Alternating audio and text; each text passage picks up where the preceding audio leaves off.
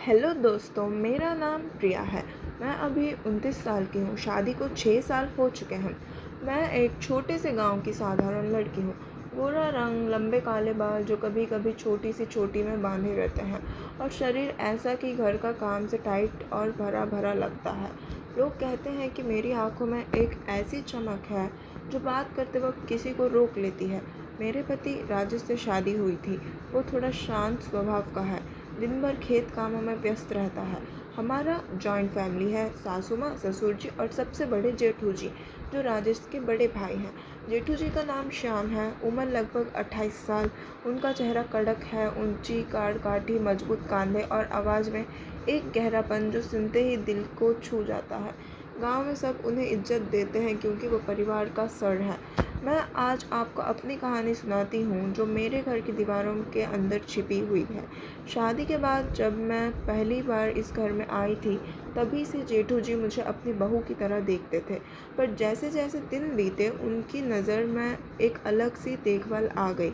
राजेश अक्सर बाहर रहता है, कभी मंदिर, कभी शहर का काम। उस वक्त घर में सिर्फ मैं, सासू माँ और जेठू जी ही ज़्यादा होते हैं। सासू माँ सुबह से मंदिर और रसोई में व्यस्त। एक दिन सुबह का वक्त था, मैं रसोई में चाय बना रही थी। जेठू जी बाहर आंगन में बैठकर अखबार पढ़ रहे थे। उन्होंने आवाज़ दी, मीरा, चाय में थोड़ी सी अदरक ज़्यादा डाल देना, ठंड लग रही है आज। मैं उनके पास चाय लेकर गई। जब मैं कप रखने के लिए झुकी तो मेरी चुन्नी थोड़ी सरक गई। उनकी नज़र पल भर को मेरे गले की तरफ गई, फिर तुरंत नज़रें झुका ली। तू बहुत मेहनत करती है, राजेश को इतनी अच्छी बहू मिली। मुझे तो खुशी होती है देखकर। उनकी आवाज़ में कुछ ऐसा था कि मैं शर्मा गई।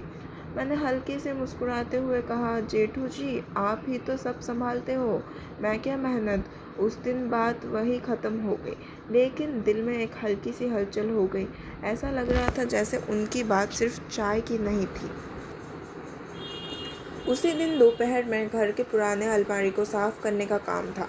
सासू माँ ने कहा, मीरा, ऊपर वाले कमरे के पुराने कपड़े निकाल के देख लेना, कुछ बेच देंगे। जेठू जी भी वहीं थे मदद करने। कमरा छोटा सा था, पुरानी खुशबू भरा हुआ।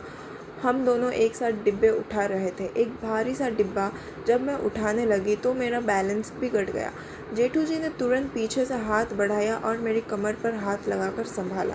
उनका हाथ मजबूत था, गर्म, सिर्फ कुछ सेकंड्स के लिए, लेकिन उस टच में एक ऐसी करंट सी दौड़ गई। संभाल के, गिर जाती तो चोट लग जाती, उन्होंने कहा, आवाज़ थोड़ी भारी। मैं नीचे नज़र किए हुए बोली, शुक्रिया जेठू जी। उन्होंने हाथ हटाया, लेकिन उनकी सांस मेरी गर्दन के पास थोड़ी तेज़ थी। हम दोनों चुपचाप काम करते रहे। उन्होंने पुराने कपड़ों के बंडल में से एक पुरानी साड़ी निकाली और मुस्कुराए, ये तेरी सासू माँ की जवानी की साड़ी है, अब तो पहन ले, तुझे अच्छी लगेगी। लेकिन मैंने हंसकर टाल दिया। उस दिन रात को राजेश आया तो मैं उसके पास चुपचाप लेट गई, पर दिमाग में जेठू जी का वो हाथ घूम रहा था। दिन बीतते गए, परिवार में एक छोटी सी समस्या आ गई। हमारे खेत के पास एक नाला था जिसमें पानी का फ्लो रुक गया था। गांव के लोग परेशान थे। जेठू जी ने फैसला किया कि हम खुद सफाई करेंगे। सुबह जल्दी सब लोग नाले के पास गए। मैं भी पानी की बाल्टियां लेकर मदद करने चली गई। काम तेज़ था, धूप तेज़ थी। जेठू जी बिना शर्ट के पसीने से तार मजबूत बदन दिखाते हुए काम कर रहे थे। कभी कभी उनकी नज़र मुझ पर पड़ती जब मैं झुककर बाल्टी भर रही होती। मीरा, थक मत जाना, पानी पी लेती जा, उन्होंने कहा और खुद मेरा हाथ पकड़कर पानी का लोटा दिया। उनके हाथ में मेरा हाथ कुछ देर तक रहा। लोगों के बीच भी ऐसा लग रहा था जैसे सिर्फ हम दोनों के बीच ही कुछ बात हो रही हो। दोपहर होते होते नाला साफ हो गया। घर लौटते वक्त जेठू जी मेरे साथ साथ चल रहे थे। तू बहुत हिम्मत वाली है, राजेश को समझना चाहिए कितनी कीमती है तू। उनकी बात में एक ऐसा गहरा एहसास था, मैंने सिर्फ सर हिला दिया। घर आकर मैं नहाने गई। बाथरूम पुराना सा था, दरवाज़ा थोड़ा ढीला। जब मैं नहाकर निकल रही थी तो जेठू जी बाहर से गुजर रहे थे। उनकी नज़र मेरी गीली साड़ी पर पड़ गई जो बदन से चिपक रही थी।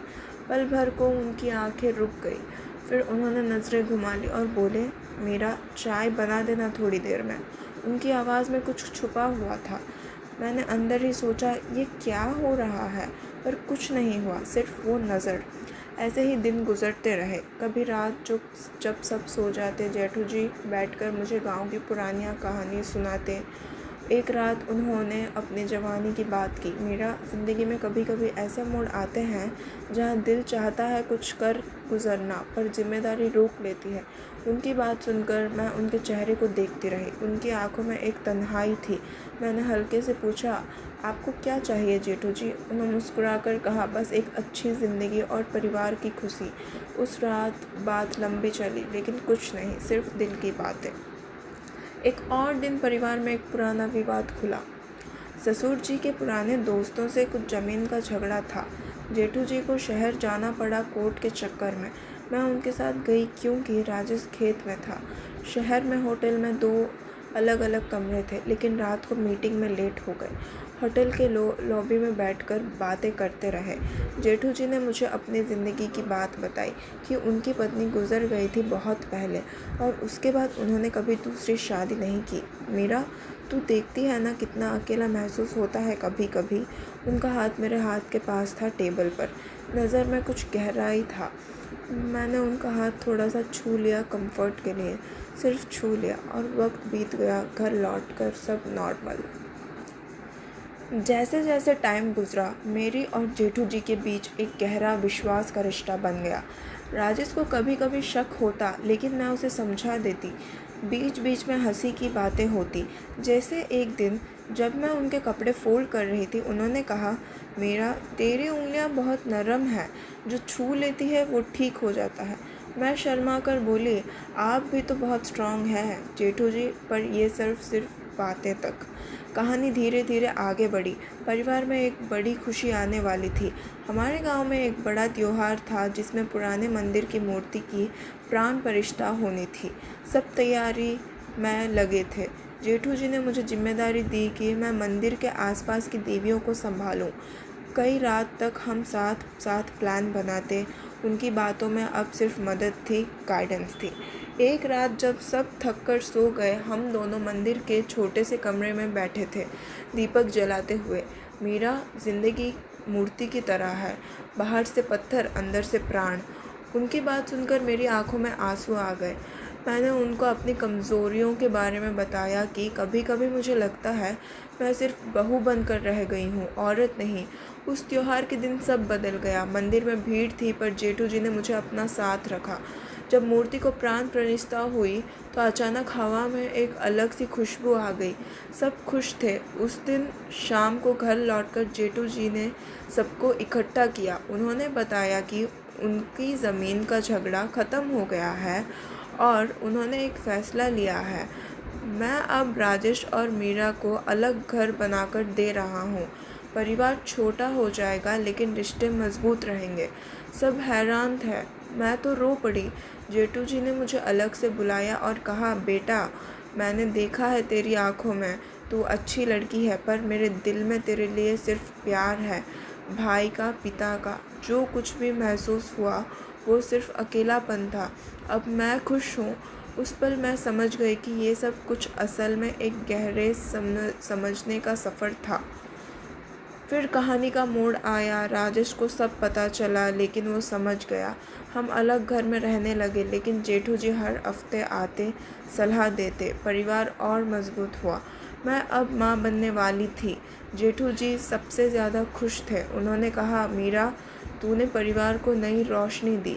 ये कहानी सिर्फ जेठ और बहू की नहीं, रिश्तों की है। सोच वाले सोचते रहेंगे शायद कुछ हुआ होगा, पर असल में सिर्फ समझ और प्यार हुआ। अच्छे लोग समझ जाएंगे कि ज़िंदगी में गहराइयों को छूना नहीं, समझना पड़ता है। अंत में सब कुछ खुश थे, और मैं अब भी उन्हें जेठू जी ही कहती हूँ, इज़्ज़त और प्यार के साथ। दोस्तों, हमारे चैनल को सब्सक्राइब ज़रूर करें और वीडियो को लाइक शेयर करें।